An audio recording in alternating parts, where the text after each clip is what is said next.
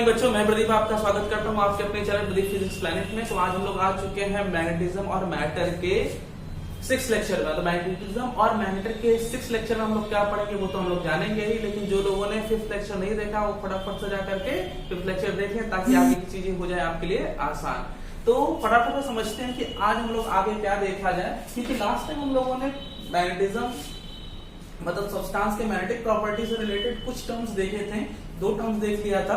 एक जो हमारा टर्म था वो था आपका मैग्नेटाइजिंग फील्ड, चुंबकन तीव्रता, और एक देखा था हम लोग ने इंटेंसिटी ऑफ मैग्नेटाइजेशन। आज हम लोग देखेंगे एक मैग्नेटिक ससेप्टिबिलिटी क्या होती है, चुंबकन प्रवृत्ति।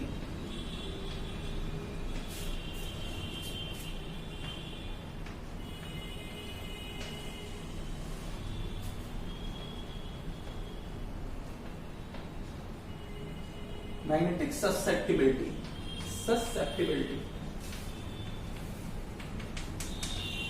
ये क्या होता है? देखिए, मैग्नेटिक ससेप्टिबिलिटी आपके मतलब सब्सटेंस के अंदर मैग्नेटिक टेंडेंसी को बताती है।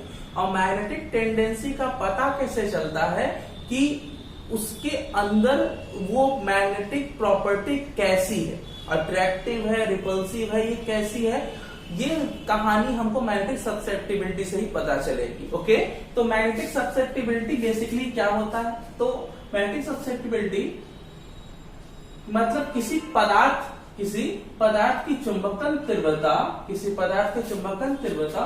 पदार्थ की चुंबकन क्षेत्र, बाह्य चुंबकन क्षेत्र के अनुपाती होती है। प्रोपोर्शनैलिटी हटेगी तो आएगा, आपको मिलेगा एक नया फैक्टर जो कि तीव्रता को एनहांस करता है। किसके वजह से? बाह्य चुंबकन तीव्रता की वजह से, बाह्य चुंबकन क्षेत्र की वजह से। तो ये चुंबकन तीव्रता चुंबकन क्षेत्र से आ रही थी, इसलिए प्रोपोर्शनैलिटी आता तो कांस्टेंट आ गया। ये कोई और नहीं, यही है चुंबकन प्रवृत्ति। तो काई, जिसको हम लोग पढ़ते हैं काई, CHI, काई, ये है काई। तो काई ऑफ m पढ़ा जाता है इसको। तो ये chi of m is equal to हो जाएगा I/H। तो नाउ बात समझ आ गई कि काई ऑफ m का फॉर्मूला क्या होगा। तो this is nothing but this is ratio, मतलब कि अनुपात है। किस चीज का अनुपात है? ये अनुपात होगा, अनुपात किसका? चुंबकन तीव्रता तथा चुंबकन क्षेत्र, बाह्य चुंबकन क्षेत्र का अनुपात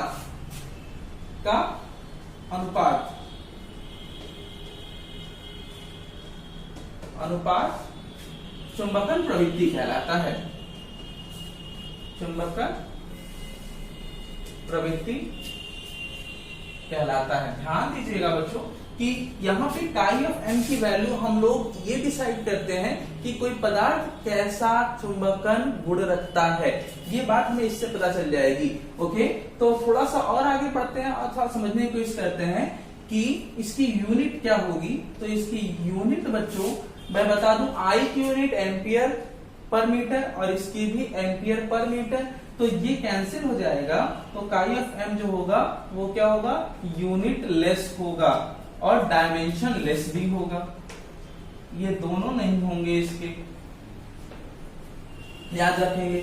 और मैं बता दूं कि ये कैसा होता है, तो ये पॉजिटिव होता है, ठीक है, तथा नेगेटिव हो सकता है। ठीक है, अगर पॉजिटिव हुआ तो इसका मतलब ये फील्ड से अट्रैक्ट होता है, नेगेटिव होगा तो फील्ड से दूर भागने की कोशिश करता है, अगर वो सब्सटेंस के बारे में मुझे पता है। ये हो गया चुंबकन प्रवृत्ति। इसीलिए मैं एक बात बता दूं कि अगर निर्वात के बारे में मैं बात करूं, तो निर्वात में I की वैल्यू क्या होती है? 0 होती है। अतः मैं बता दूं कि काई ऑफ m की जो वैल्यू होगी वो 0 होगी। तो निर्वात के लिए चुंबकन प्रवृत्ति जो होगी वो 0 होती है, ये भी याद रखिएगा। आगे बढ़े और अब हम लोग जानेंगे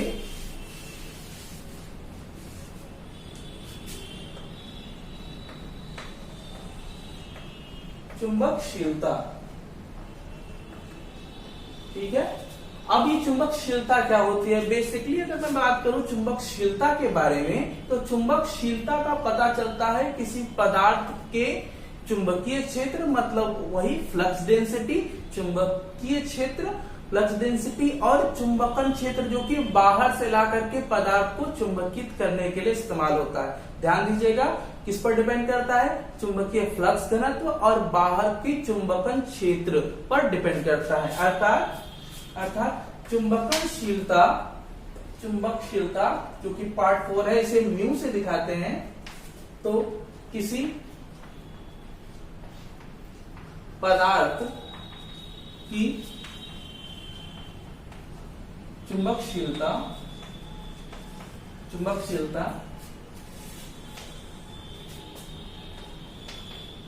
पदार्थ के चुंबकीय फ्लक्स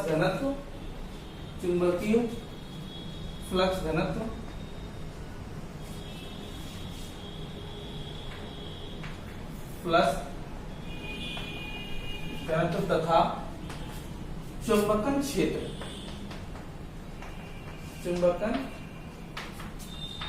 के अनुपात से निर्धारित होता है।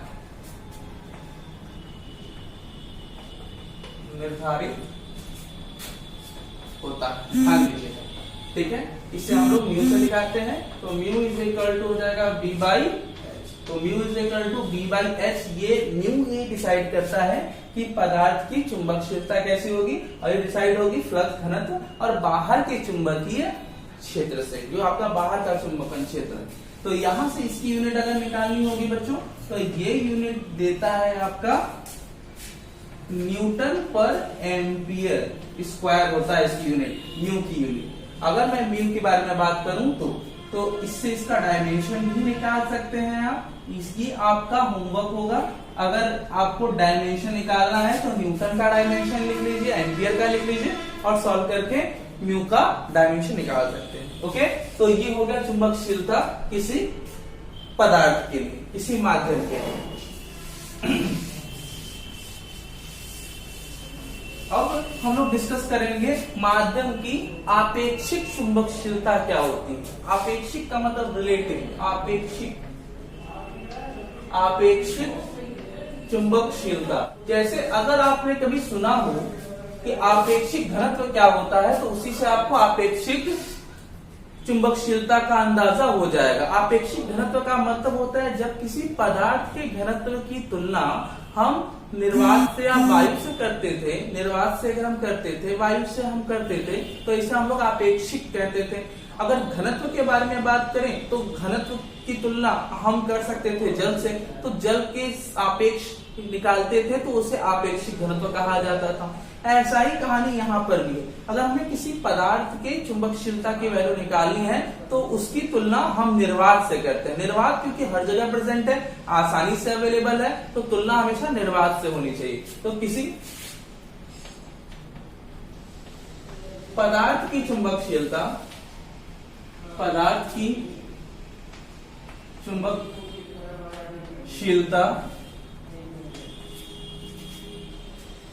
तथा निर्वात की चुंबकशीलता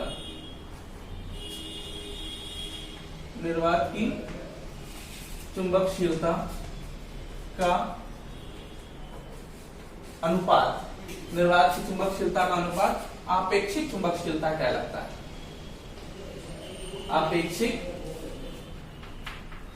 चुंबकशीलता म्यू आर कहलाता है।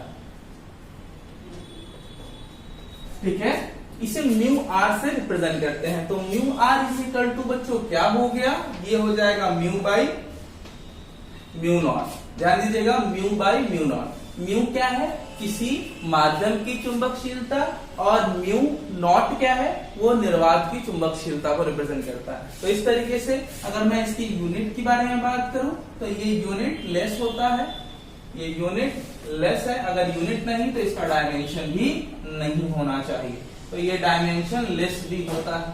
याद रखने वाली बात यह है कि इसकी जो वैल्यू है वो म्यू आर की वैल्यू 1 के इर्द गिर्द घूमती है, मतलब जब भी होगी इसकी वैल्यू 0 से 1 के बीच में होती है, और 1 से ज्यादा भी होती है सम टाइम ऑफ केसेस में। तो मैं बता दूं कि 1 से ज्यादा होने के चांसेस भी आएंगे, लेकिन वो सब स्पेशल केसेस में, मतलब इसकी वैल्यू 1 के इर्द गिर्द ही घूमेगी। ओके, बात समझ आई?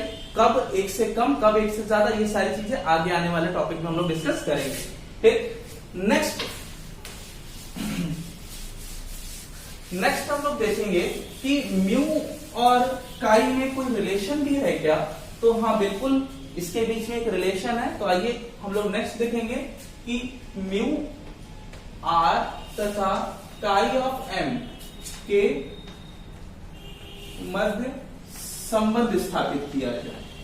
इसके बीच में क्या रिलेशन हो सकता है, आइए वो देखते हैं।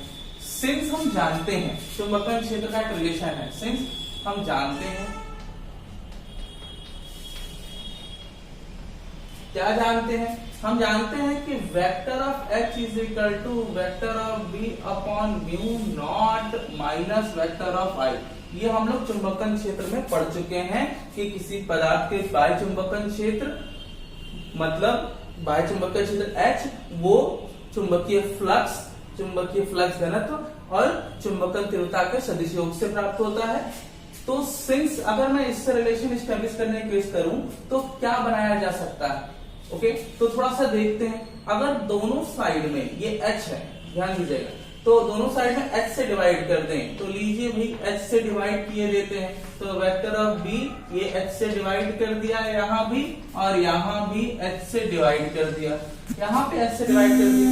ध्यान से पहचानिएगा इसको कि I बाई H है, और I बाई H को हम काई लिखते हैं, और ये 1 हो जाएगा, तो 1, और ये B बाई H को हम लिखते हैं म्यू। बच्चों, म्यू ये माध्यम की चुंबकशीलता को रिप्रेजेंट करता है, और ये म्यू नॉट माइनस ये हो गया काई ऑफ एम। यहाँ से म्यू बाई म्यू नॉट को हम लिख सकते हैं म्यू आर, तो 1 is equal to mu R minus chi of M. यहाँ से अगर मुझे म्यू आर की वैल्यू चाहिए होगी तो हम म्यू आर की वैल्यू लिखेंगे यहाँ पर, mu R is equal to 1 plus chi of M. ध्यान दीजिएगा, तो ये हो गया आपका mu R is equal to 1 plus chi of M. तो काई ऑफ एम की वैल्यू चाहे जैसी भी हो, पॉजिटिव हो नेगेटिव हो, उस हिसाब से आप म्यू आर की वैल्यू निकाल सकते हैं। पॉजिटिव होगा तो 1 से ज्यादा, नेगेटिव होगा तो 1 से कम। तो ये रिलेशन बहुत इंपॉर्टेंट है, जो कि अक्सर एग्जाम में पूछा जाता है, ये याद रखेंगे आप। ओके, तो यहां से आपने जितनी भी चुंबकीय गुणों से रिलेटेड डेफिनेशंस थी वो चीजें कवर कर ली हैं। ओके, तो अब मैं फैराडे साहब हमारे बताते हैं कि हर पदार्थों में इलेक्ट्रॉन है और उनके स्पिन होते हैं, उनके ओरिएंटेशन होते हैं, जिसकी वजह से उसमें चुंबकीय व्यवहार देखने को मिलते हैं। तो मैं बता दूं कि चुंबकीय व्यवहार के आधार पर पदार्थों को 3 अलग अलग ग्रुपों में हमारे फैराडे साहब ने रख दिया। ओके, तो मैं बता दूं 1846 में फैराडे ने इसको 3 अलग अलग वर्गों में रखा था, मतलब चुंबकीय व्यवहार के आधार पर, चुंबकीय व्यवहार के आधार पर पदार्थ को 3 मुख्य वर्गों में रखा था। यहां पर 1846 में माइकल फैराडे ने इसे 3 भागों में रखा। किन किन भागों में रखा था? पहला है बच्चों आपका प्रति चुंबकीय पदार्थ, प्रति चुंबकीय पदार्थ। प्रति चुंबकीय पदार्थ का मतलब बच्चों क्या होता है, मैं बता दूं कि ये डाईमैग्नेटिक सब्सटेंस कहलाते हैं। क्या मतलब है इसका, वो तो और भी डिटेल में बात होगी आगे। डाईमैग्नेटिक सब्सटेंस कहते हैं इसको। तो प्रति चुंबकीय पदार्थ हो गए। दूसरा है बच्चों अनुचुंबकीय पदार्थ। अनुचुंबकीय पदार्थ को हम लोग यहां पे कहते हैं पैरामैग्नेटिक सब्सटेंस, पैरामैग्नेटिक सब्सटेंस। और तीसरा आपका है लौह चुंबकीय पदार्थ, लौह चुंबकीय पदार्थ। तो लौह चुंबकीय पदार्थ मतलब फेरोमैग्नेटिक सब्सटेंस, फेरोमैग्नेटिक सब्सटेंस। तो इस तरीके से हमारे बीच 3 अलग अलग वर्ग रखे गए हैं जो फैराडे ने दिए थे, और ये तीनों वर्गों में अलग अलग सब्सटेंस आते हैं। इन सारी चीजों के बारे में डिटेल में बात होगी, डोंट वरी, आप परेशान नहीं होंगे। ये सिर्फ फैराडे के दिए हुए और भी 3 वर्ग रखे गए हैं जो कि आपको नहीं पढ़ना है, आगे आने वाले ग्रेजुएशन के सिलेबस में हम लोग इसमें डिस्कस करेंगे ही, तो डोंट वरी अबाउट इट। आगे हम लोग क्या डिस्कस करेंगे वो जानेंगे, तब तक के लिए इन सब चीजों पर थोड़ा फोकस करिएगा, इसको डिटेल में समझेंगे अगले क्लास में। अपना ख्याल रखिए, तब तक जय हिंद।